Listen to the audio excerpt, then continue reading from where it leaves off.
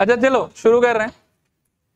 Last class मेरे ख्याल में 12 नंबर तक सब कुछ हो गया था, हम लोग 13 नंबर से स्टार्ट कर रहे हैं। देखो एक बार गो थ्रू कर लूं फिर बात करते हैं।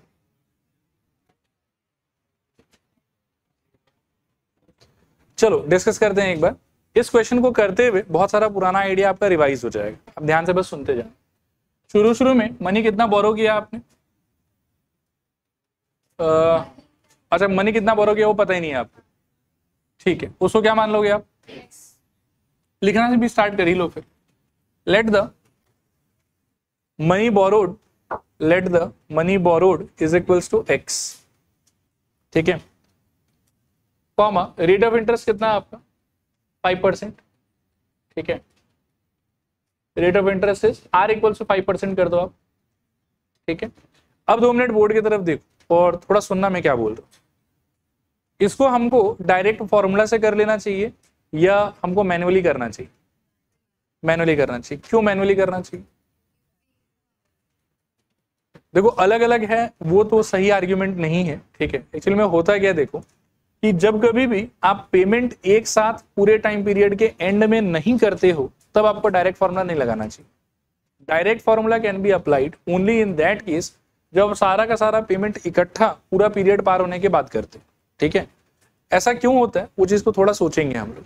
अगर मैं कंपाउंड इंटरेस्ट के नॉर्मल लॉजिक को सोचूं तो कंपाउंड इंटरेस्ट का लॉजिक क्या बोलता है कि शुरू शुरू में एक प्रिंसिपल रहेगा, एक रेट ऑफ इंटरेस्ट रहेगा। आप पहला साल काटेंगे तो पहला साल के एंड में कुछ ना कुछ आपके नाम से इंटरेस्ट बनेगा। इंटरेस्ट और प्रिंसिपल दोनों मिला के अगले पीरियड के लिए क्या बन जाएगा? प्रिंसिपल बन जाएगा। फिर अगले पीरियड में नया प्रिंसिपल मान के रेट ऑफ इंटरेस्ट टाइम लगा के फिर से इंटरेस्ट आएगा और फिर से वो उसके अगले पीरियड के लिए क्या करोगे आप? प्रिंसिपल प्लस इंटरेस्ट करके अगले पीरियड के लिए। तो ये लॉजिक है नॉर्मल कंपाउंड इंटरेस्ट का। आया बात समझ? लेकिन इस वाले क्वेश्चन में क्या हो रहा है कि आपने एक पैसा बोरो किया, रेट ऑफ इंटरेस्ट आपको पता था, पहला साल का अंत हुआ। पहला साल का अंत होने के बाद में होना क्या चाहिए था कि जो भी पहला साल के एंड में इंटरेस्ट बना है आपका, दैट एडेड टू द पहला साल का प्रिंसिपल, वो बन गया आपका amount and that should have been carry forwarded as principal in the next year. ऐसा होना चाहिए था। लेकिन आपने बीच में क्या कर दिया कि आपने इतना रुपया रिपे कर दिया और यहां आ जाता है समस्या कि जिसकी वजह से हम डायरेक्टली इस चीज को नहीं कर सकते। आया बात समझ? तो इसमें होगा क्या कि पहले हमने प्रिंसिपल को कितना मान लिया? एक्स।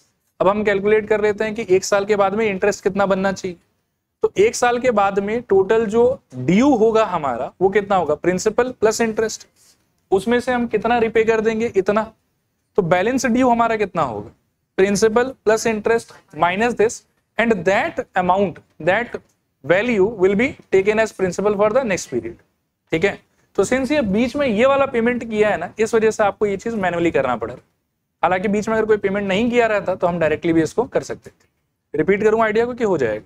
हो जाएगा। क्या लिखा है आपने? Let the money borrowed be x and rate of interest equals to 5%। फिर आप लिखो for first year, for first year I is equals to, simple वाला फॉर्मूला क्या था? PRT by 100। P कितना है आपका? X। R कितना है? 5। टाइम कितना है? 1 साल अपॉन 100। काटने के बाद में शायद X अपॉन 20। ये ना एक साल के अंत में क्या आ गया? इंटरेस्ट आ गया। अब आप लिखो therefore amount due is equals to, amount due is equals to क्या आएगा बताओ? Amount due is equals to x plus x by 20। फिर लिखूं 21/20x। आगे लिखूं amount repaid is equals to कितना? 3150। आगे लिखूं therefore balance due is equals to कितना बोलूं? 21/20x माइनस 3150, ठीक है। और ये जो बैलेंस ड्यू है आपकी फर्स्ट ईयर के एंड में, ये वाला पैसा रिपे करने के बाद में, ये सेकेंड ईयर के लिए किसकी तरह एक्ट करेगा? प्रिंसिपल की तरह। लिखूं फॉर सेकेंड ईयर, लिखो P is equals to 21/20x minus 3150। Rate of interest equals to same 5% and time period is equals to 1 साल, ठीक है। क्लियर मेरे ख्याल में? फिर से लिखो i इज इक्वल्स टू कितना होना चाहिए, P R T by 100, p के जगह पर 21/20 x minus 3150 into 5 into 1 upon में 100, तो 5 और ये 100 कट के 20, फिर इसको बांट दोगे तो आई थिंक यहाँ पर आ जाएगा 21/400x माइनस 3150 अपॉन में 20, 0 0 gone, this equals to 21/400x minus इसका आधा मेरे ख्याल में 150 और 167.5 क्या, एक बार सोच लेना, या नहीं 157.5 शायद 157. ठीक है, अच्छा ये जो फिगर है कैन यू गेस कि ये क्या है, यह interest earned in second year, principal कितना था इतना, तो सेकेंड ईयर के बाद में ड्यू कितना रहेगा, इंटरेस्ट प्लस प्रिंसिपल, लिखो amount due eight the end of second year, amount due eight the end of second year, amount due eight the end of second year. ठीक है, ध्यान से लिखना 21/400x minus 157.5 plus 21/20x minus 3150. अभी देखो ये दोनों लाइक है और ये दोनों लाइक है, तो अकॉर्डिंगली ऐड कर लूं, इन दोनों को ऐड करके ना मेरे को लगता है कि 441/400x आएगा, और इनको कंबाइन करने से कितना आएगा, मेरे ख्याल में 3307.5, एक बार चेक कर लेना. ठीक है, क्लियर. अब एक बार मेरी तरफ देखो, ये अल्टीमेटली क्या है, ड्यू, इतना ड्यू है. ठीक है, और क्वेश्चन कह रहा है कि सेकेंड ईयर के एंड में ना इतना पे करके अकाउंट सेटल हो गया. ठीक है, और थियोरेटिकली जो वो बोल रहा था सारा बात कैलकुलेट कर करके मैं इस कंक्लूजन पे पहुंचा हूं कि इतना पे करना है मेरे को, और वो बोल रहा है कि 4410 पे करके अकाउंट खत्म. तो इसका मतलब इसका value should be equals to 4410. Okay, अच्छा एक सेकेंड और सुन लेना, मैं फिर से इस बात पे स्ट्रेस डालना चाहूंगा कि इसको हम डायरेक्टली क्यों नहीं कर सकते थे, क्योंकि डायरेक्टली करने का तरीका में फिर ये होता कि फर्स्ट ईयर के एंड में कुछ भी रिपे नहीं होना चाहिए था. फर्स्ट ईयर के एंड में थियोरेटिकली जो भी हमारा अमाउंट बनता, ठीक है ना, इंटरेस्ट प्लस प्रिंसिपल करके, वो पूरा का पूरा अमाउंट सेकेंड ईयर के लिए क्या होना चाहिए था, प्रिंसिपल. लेकिन इसमें क्या हुआ है कि जो मेरा अमाउंट बना है उसमें से इतना पैसा रिपे हो गया, और पूरे अमाउंट को मैं एज अ प्रिंसिपल नहीं मान रहा हूं, उससे थोड़ा कम मान रहा हूं, तो इस चीज को डायरेक्टली कर ही नहीं सकते हम लोग, मैनुअली ही करना पड़ेगा हम लोग. Is that okay? चलें आगे लिखो. Now according to question 441/400x minus 3307.5 should be equals to 4410, और यहां से सॉल्व करके शायद x इक्वल्स टू 7000 आता है. एक बार वेरीफाई कर लेना.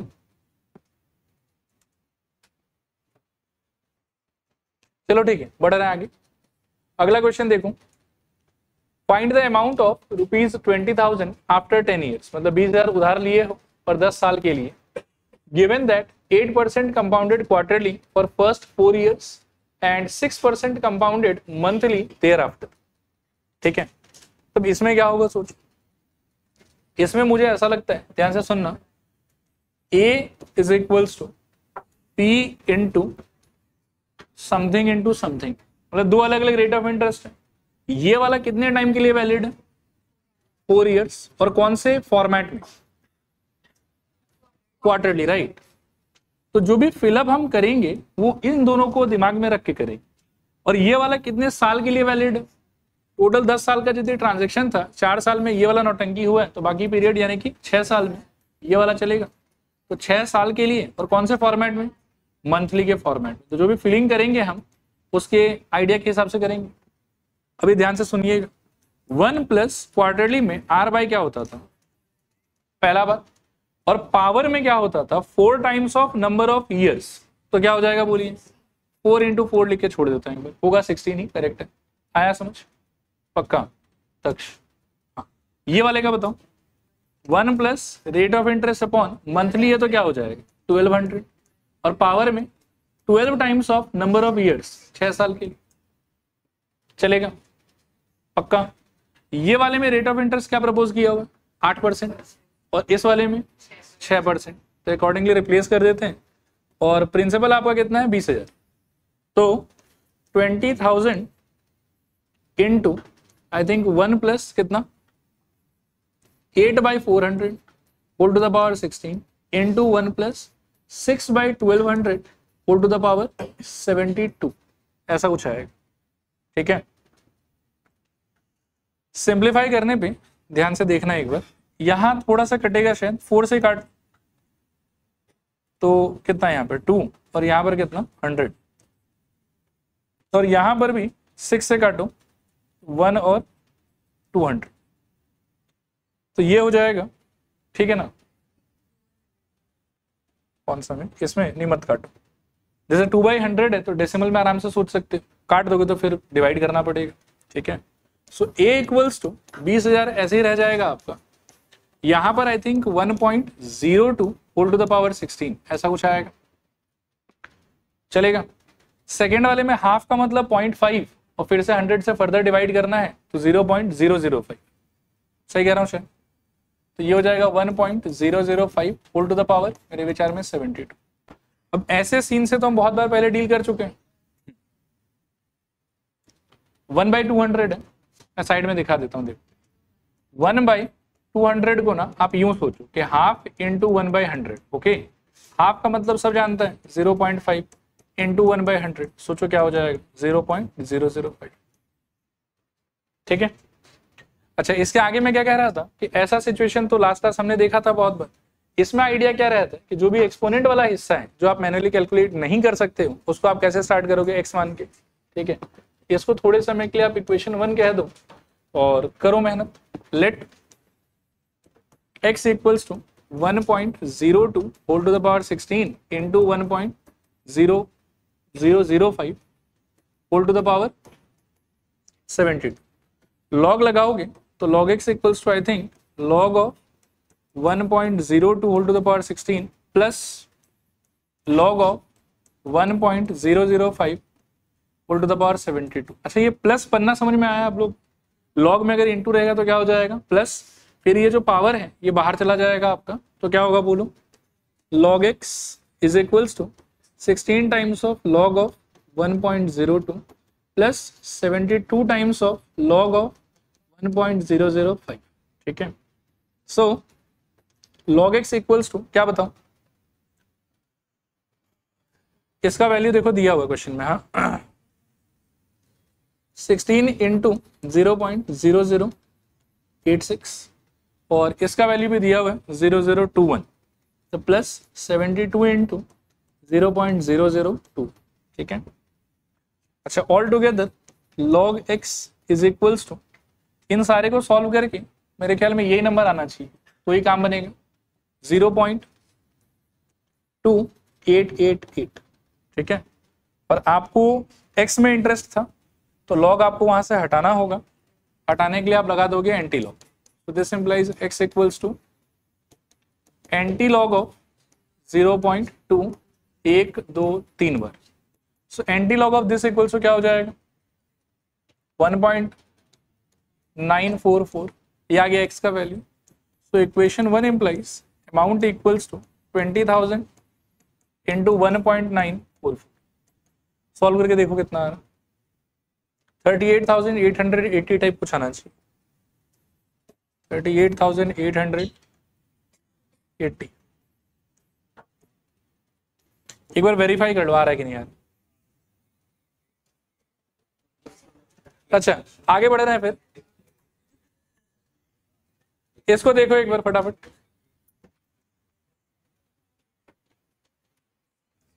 एक्चुअली ये क्वेश्चन जो है इसको बहुत ही बिगिनिंग में पूछना चाहिए था, बहुत ही बेसिक फंडामेंटल चीज से पूछा हुआ है इसके अंदर में, एक एक करके बात करते हैं। An amount of ₹10,000 is put in savings bank account for 5 years at 8%। ठीक है, इंटरेस्ट कंपाउंडेड सेमी एनुअली, मतलब हाफ ईयरली सारा काम हम चल रहा है आपका। पहले पूछ रहा है कि mention the frequency of conversion, तो फ्रीक्वेंसी ऑफ कन्वर्जन का मतलब होता है कि एक साल के पीरियड में आप ट्रांजेक्शन कितने बार करोगे। तो अगर सेमी एनुअली कह रहा है आपसे तो एक साल में कितने बार ट्रांजेक्शन होगा, 2 बार। तो इस पार्ट का आंसर हो जाएगा 2। लिखो frequency of conversion, frequency of conversion is equals to 2। Frequency of conversion is equals to 2। चलेगा, अगला पार्ट पे आ जाओ। Rate of interest per interest period. ठीक है, अगला part rate of interest per interest period. एक साल के लिए रेट ऑफ इंटरेस्ट कितना है आपका, 8%। और जिस फॉर्मेट में आप काम कर रहे हो हाफ ईयरली या सेमी एनुअली वाले में, उसके हिसाब से एक साल में कितना इंटरेस्ट पीरियड होगा आपके लिए, 2। आप 2 बार ट्रांजेक्शन करोगे तो 2 इंटरेस्ट पीरियड है और उसमें टोटल इंटरेस्ट जो आप चार्ज कर रहे हो वो है 8%। तो एक में कितना चार्ज कर रहे होगे आप, 4%। ठीक है, तो लिखो rate of interest per interest period, rate of interest per interest period is equals to 8/2। 8/2 is equals to 4%। ऐसे जस्ट क्रॉस चेक करने के लिए कि आपको समझ आया कि नहीं आया। अगर ये ऐसा होता कि कंपाउंडेड सेमी एनुअली ना होके सपोज करो क्वार्टरली होता, तो फिर इस पार्ट का आंसर क्या होता, 2 8/4। सपोज करो कि कंपाउंडेड मंथली होता, जब इस पार्ट का आंसर क्या होता, 8/12। ठीक है, और कट के चलो 2/3। आया ना बात समझ। अगला देखो क्या बोल रहा है, number of interest period. Number of interest period का मतलब टोटल नंबर ऑफ ट्रांजेक्शंस। ठीक है, total number of transactions. Number of interest period मतलब कितने पीरियड में आपको अलग अलग से इंटरेस्ट कैलकुलेट करके मिल रहा होगा। तो जितने बार ट्रांजेक्शन हुआ होगा उतना बार ये भी मिलेगा आपको। क्लियर है ना। एक साल में 2 बार ट्रांजेक्शन होना है और सारा चीज जो है वो 5 साल के लिए चलेगा ये वाला। तो 5 साल के अंदर में हर साल का 2-2 ट्रांजेक्शन करके कितना ट्रांजेक्शन हुआ हो, 10। तो वो आपका आंसर है। देखो number of interest period, number of interest period is equals to, interest period is equals to 5 into 2 या 2 into 5 whatever you like is equals to 10। चलेगा। नेक्स्ट बोल रहा है कि without using calculator calculate how much amount the investor will have after 5 years। तो amount पूछा है आपसे। ठीक है, कैलकुलेटर यूज नहीं करना है ऐसा बोला हुआ। सो ए इक्वल्स टू पी इंटू, अच्छा सेमी एनुअली है तो उसके अकॉर्डिंगली फॉर्मूला थोड़ा मॉडिफाई करके पहले ही सोच लेना, 1 + R/200। बिल्कुल सही, ऊपर 2t। बहुत बढ़िया।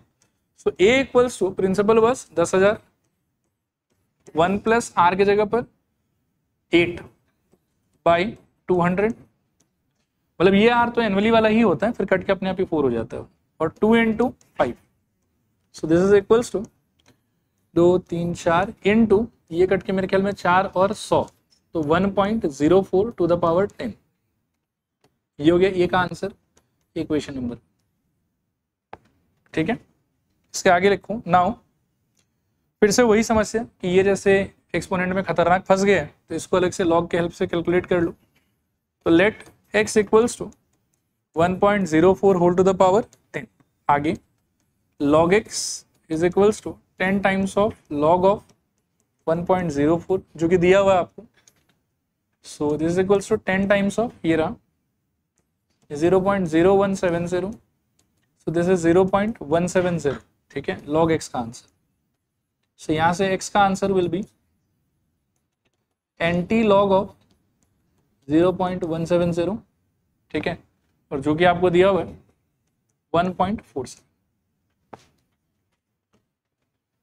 ठीक है, इसके आगे लिखो equation 1 implies amount equals to 10,000 into 1.47।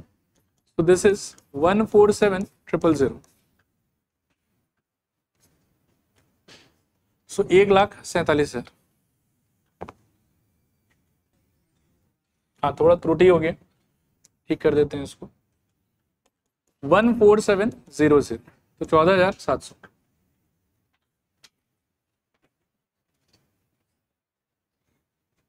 इसमें अलग है, ठीक है कोई नहीं। वो एक्चुअली में क्या है कि इसका वैल्यू और प्रिसाइज रहता ना तो इसमें आंसर आना चाहिए था मेरे ख्याल में 1.479, तो फिर आपका आंसर बुक से मैच हो जाता। ठीक है, चलो इसको देखो।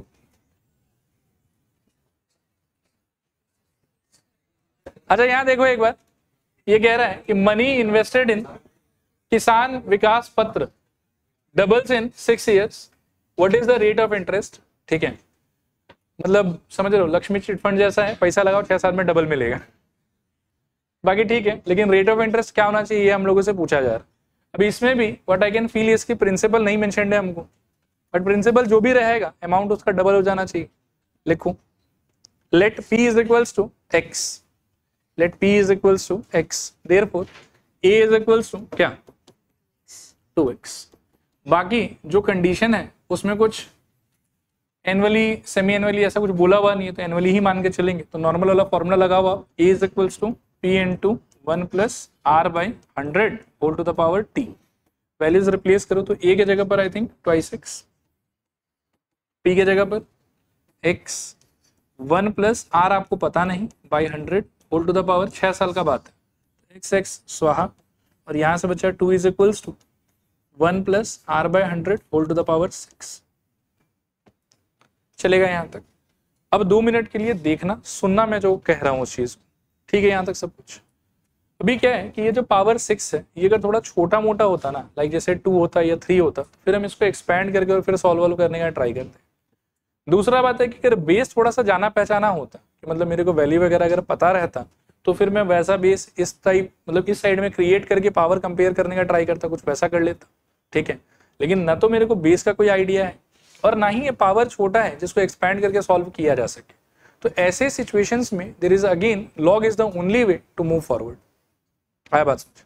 फिर रिपीट करूंगा खुद को, अगर इधर का सब कुछ आपको पता होता तो दोनों का सपोज करो कि पावर सेम करके आप बेस को कंपेयर करने का ट्राई कर लेते।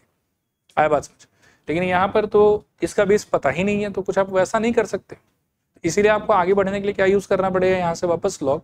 दूसरा एक और बहुत ही स्ट्राइकिंग हिंट है आपके लिए कि आप यहाँ देख सकते हो कुछ लॉग एंटी लॉग दिया हुआ भी है, तो लॉग अगर कहीं लगाना है तो वो यहीं लगाना है, ठीक है। लगाओ, यहाँ पर एक लाइन लिखूं, तलोब्स, फुल फॉर्म क्या होगा, taking log on both sides. तो क्या मिलेगा बताओ, log 2 is equals to 6 times of log of 1 plus r by 100। अच्छा देखो log 2 का आंसर क्या दिया है 0.3010, वो 6 को नीचे धक्का मारोगे लेफ्ट साइड में तो यहाँ 6 आगे चिपक जाएगा, और यहाँ पर you will get log of 1 plus r divided by 100, ऐसा कुछ। ओके फिर आई एम प्रीटी श्योर कि एंटी लॉग में अगर ये दिया हुआ मेरे को, तो इस पूरे का वैल्यू जो है वो इसी नंबर से मैच करना चाहिए, तो ही चीज से फिट बैठेगा। 0.0502 इसे रिप्लेस कर दो, this is equals to log of 1 plus r divided by 100, ठीक है। दिस इम्प्लाइज, अभी यहाँ से log को शिफ्ट करेंगे तो ये हो जाएगा फिर से आपकी anti log of 0.0502 is equals to 1 plus r upon 100, ऐसा। इसका वैल्यू अवेलेबल है अपने पास 1.123 is equals to 1 plus r upon 100। 1 को यहाँ लाओगे तो क्या हो जाएगा 0.123 is equals to r divided by 100। समझ आया यहाँ तक? लास्ट बस क्रॉस मल्टीप्लाई कर दो तो r इक्वल्स टू कितना आ जाएगा 12.3%, ये आंसर, ठीक है। चल रहा है आगे फिर। इसके बाद देखो इसको,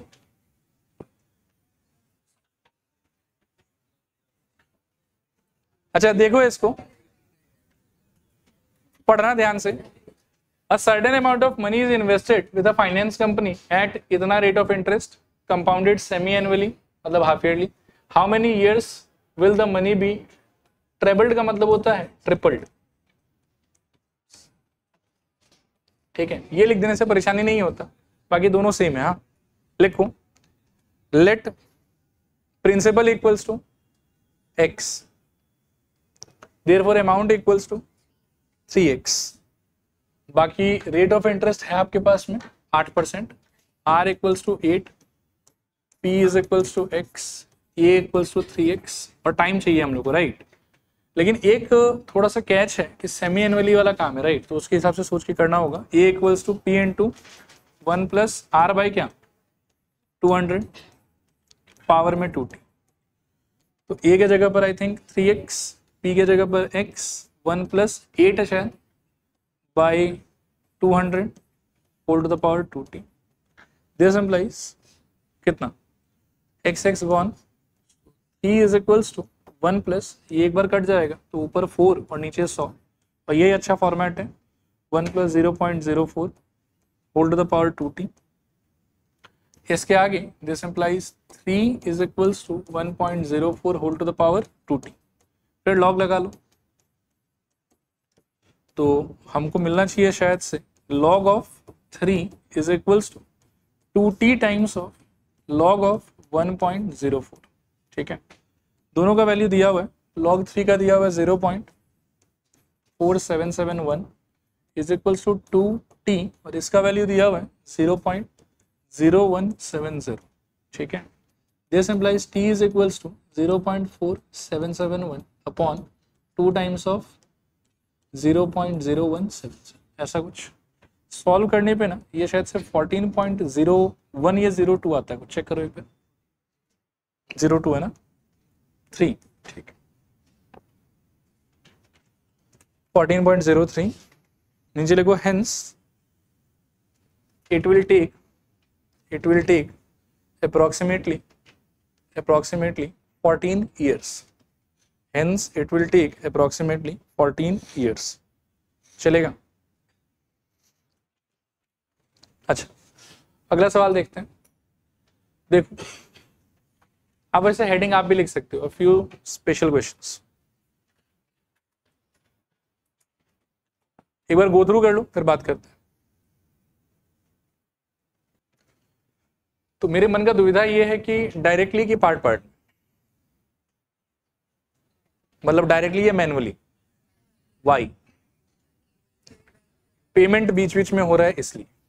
ठीक है, डायरेक्टली करते समय बीच में एक भी पेमेंट नहीं होना चाहिए। All the payments must be made at the end of the whole transaction. ठीक है, बट इसमें क्या हो रहा है कि हर 6 महीने के बाद में आप 1800 करके रिपे कर रहे हो, तो आपको पार्ट पार्ट में करना पड़ेगा। अगेन जो आपका पहला पार्ट होगा that will not be a period of 1 year, since half yearly का या पेएबल आफ्टर 6 मंथ बोल रहा है, तो your first period will be basically a period of 6 months.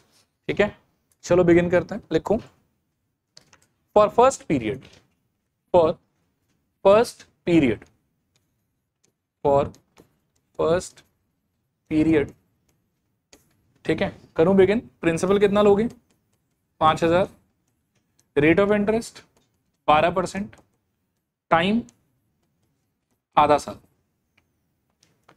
ठीक है, क्लियर। और सिंस हम मैनुअली कर रहे हैं तो I will go for PRT by 100 वाला आइडिया ओनली। ठीक है ना, तो I is equals to first period के लिए कितना होना चाहिए? PRT by 100। सॉल्व करोगे तो P के जगह पर 5000, R के जगह पर आई थिंक 12%, टाइम के जगह पर आधा, तो 100, 0 0 गॉन, इसका 6, तो ये मिला के हो गया मेरे ख्याल में 300। ठीक है, ठीक। अच्छा, डन यहाँ तक। अब कुछ कुछ क्वेश्चन है मेरे मन में वापस से। शुरू में प्रिंसिपल आपका कितना था? 5000। एक पीरियड के अंदर में आपके नाम पे इंटरेस्ट कितना ड्यू बनेगा? 300। और इस पीरियड के एंड में टोटल अमाउंट आपके नाम से कितना ड्यू है? 5300। कंफर्टेबल? लिखो amount due after first period, amount due after first period is equals to 5300, is equals to 5300। नीचे लिखो अमाउंट रिपेड, कितना वापस किया आपने? 1800। Amount repaid is equals to 1800। नीचे लिखो therefore balance due, balance due इतना अभी भी आपके नाम से बचा हुआ है। ठीक है ना, कितना हो जाएगा? 5300 माइनस 1800, 3500 शायद, 3500। अब लिखो for second period, for second period. वे सब लोग ध्यान से सोच के मेरे को बताओ सेकेंड पीरियड के लिए प्रिंसिपल क्या होना चाहिए? 3500, करेक्ट। फिर से rate of interest will stay same 12%, और टाइम विल अगेन बिकम 6 महीना यानी कि आधा साल। ठीक है, फिर से I equals to I will say PRT by 100। ठीक है, P कितना है? 3500 इंटू 12 इंटू हाफ अपॉन 100, 0 0 स्वाहा, और यहाँ पर भी 6 मिला कितना आ जाएगा? 210। Very good. ठीक है, चलेगा यहाँ तक। अब कोई मेरे को जल्दी से बताओ कि अमाउंट ड्यू कितना है सेकेंड पीरियड के एंड में। हाँ हाँ, देखो प्रिंसिपल इतना था, इंटरेस्ट आपके नाम से इतना बन गया, तो इन दोनों का जो सम है वो अमाउंट ड्यू है आपके नाम से 3710। लिखो amount due is equals to 3710। फिर से अमाउंट रिपेड कितना होगा आपके 1800, तो बैलेंस ड्यू कितना हो जाएगा 1910, यानी कि 3710 माइनस 1800। ठीक है, so balance due is equals to 1910। आगे लिखो for third period. Third period के लिए what was the principal, we are now talking about third period. हाँ फिर से बोलो एक बार। Very good. Rate of interest 12% और time is equals to again आधा साल। सो इंटरेस्ट कितना बन जाएगा आपका 1910 इंटू 12 इंटू आधा बाई 100, ये गया मेरे ख्याल में 6 और एक 0 चला गया, कितना बच रहा है यहाँ से 114.6, करेक्ट, इतना ही आना चाहिए था। अब वापस से मेरे को बताओ कि थर्ड पीरियड के एंड में आपके नाम से ड्यू कितना रहेगा। ये इतना प्रिंसिपल ड्यू था और इतना आपके इस पीरियड का हो गया है इंटरेस्ट, तो अमाउंट कितना हो जाएगा इन दोनों का सम। लिखो amount due after third period is equals to 1910 plus 114.6, that is कितना 2024.6। अब एक बार क्वेश्चन पढ़ते हैं।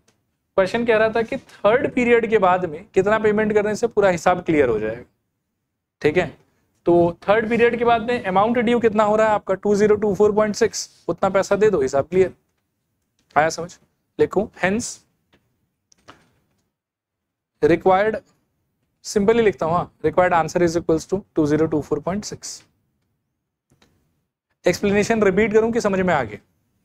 थर्ड पीरियड के बाद में मेरे नाम पे उधार कितना था 2024.6, इतना पैसा दे दूंगा, हिसाब चुकता। ठीक है, हाँ श्योर। देखो ओके, लास्ट क्वेश्चन आज के लिए। देखो आशा, उम्मीद,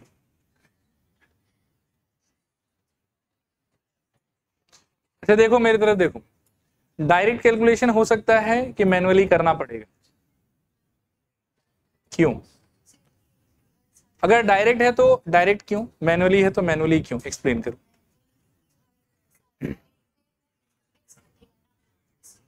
देखो जो इनकम टैक्स का कैलकुलेशन है वो ऐसा नहीं कि आपने मान लो कि अपने पैसे को 10 साल के लिए एफडी में डाल दिया तो इनकम टैक्स भी आपसे 10 साल के बाद ही लेगा। वो तो अपना हर साल जो है वो अपना हिस्सा मांगने आ जाएगा कि ला भाई हमारा टैक्स दे दो। ठीक है, तो सिंस हर साल के एंड में कुछ ना कुछ पैसा डिडक्ट करना है मेरे को, डिडक्शन के बाद जो बचेगा वो फर्दर अगले साल का प्रिंसिपल बनेगा, इसलिए मैं डायरेक्टली तो नहीं कर सकता।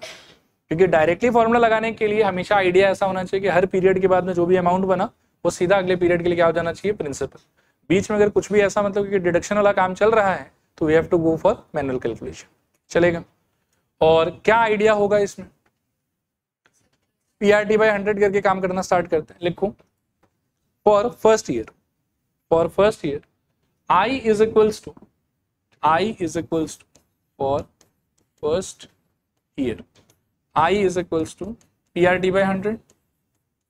ठीक है, P कितना आपका 2,40,000 इंटू 10% इंटू क्या 1 साल डिवाइडेड बाय 100, 0 स्वाहा, तो कितना हो जाएगा ये 24,000। अच्छा, अब जो आगे मैं बोल रहा हूं ना उसको बहुत ध्यान से सुनेंगे, सोचेंगे और फिर हम आगे बढ़ेंगे। ये क्या है आपका इंटरेस्ट। क्या मैं ऐसा कह सकता हूं कि 1 साल के लिए इस इन्वेस्टेड पैसे पे यही आपका इनकम है, 1 साल के लिए इस इन्वेस्टेड पैसे पे यही आपका इनकम है।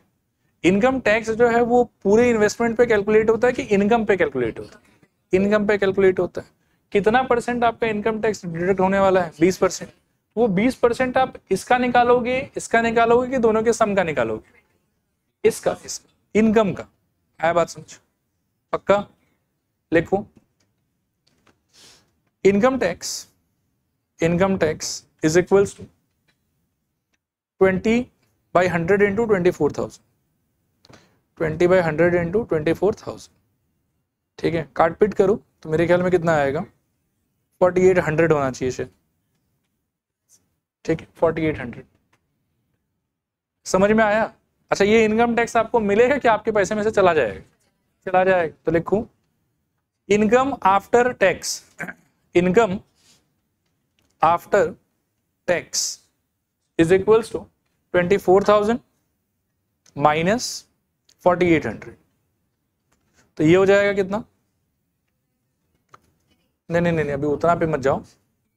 19,200, 19,200। 2 मिनट मेरे तरफ देखो, मैं समझा देता हूं क्या हो रहा है। ये तो पैसा आपने इन्वेस्ट किया था, आपके इन्वेस्टमेंट ने इतना अर्न किया आपके लिए। गवर्नमेंट आपसे टैक्स इस पूरे पे नहीं लेगा, आपका जो अर्निंग है उस पे लेगा। तो इसमें से 4800 गवर्नमेंट एज अ टैक्स आपसे ले लिया। अब आपके पास में अपने इनकम में से कितना बचा? तो आपके पास में बचा 19,200 और प्लस ये इन्वेस्टमेंट इंटैक्ट है ही आपका। तो अगले पीरियड के जो आपका प्रिंसिपल बनेगा वो बन जाएगा ये वाला plus 19,200।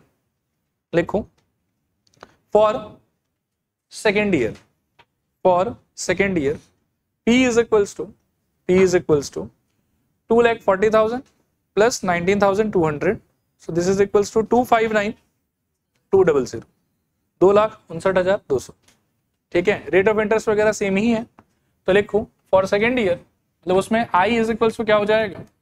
259,200 into 10 into 1 by 100, 0 0 gone, सो 25,920। ये आपका इनकम आ गया। ठीक है, फिर से ये पूरा पैसा आपके जेब में कि टैक्स कटेगा? पहले टैक्स कटेगा। तो ये तो आया आपका सेकेंड ईयर का इनकम। अब पहले निकालो कि टैक्स कितना बनेगा। तो लिखो income tax is equals to 20/100 into 25,920। कितना आ रहा है? 5184, करेक्ट 5184। तो टैक्स आपका आ गया सेकेंड ईयर के लिए 5184। आगे लिखो now income after tax, income after tax कितना आ जाएगा? 25,920 माइनस 5184 कितना आ रहा है? 20, ऐसा कुछ आना चाहिए, 20736। ठीक है, ये आपका इनकम आफ्टर टैक्स। क्लियर? आपसे लेकिन क्वेश्चन में पूछा होगा कि 2 साल के अंत में टोटल अमाउंट आपके हाथ में कितना होगा। ठीक है, तो जो भी आपका, देखो इसको लोगे, ये इसको लोगे, इसको लेना चाहिए आपको। 1 साल के बाद में ऑलरेडी टैक्स वैक्स दे के ये पैसा तो आपके हाथ में था ना 1 साल के एंड में, और प्लस सेकेंड ईयर में फर्दर आपने इतना और गेन किया है।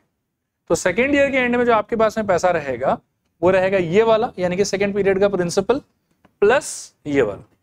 ठीक है, तो लिखो amount after 2 years is equals to 25,920 plus 20736। ठीक है, कितना आ रहा है? 279936, 279936। ठीक है, चलो आज यहीं पर रुक जाएंगे।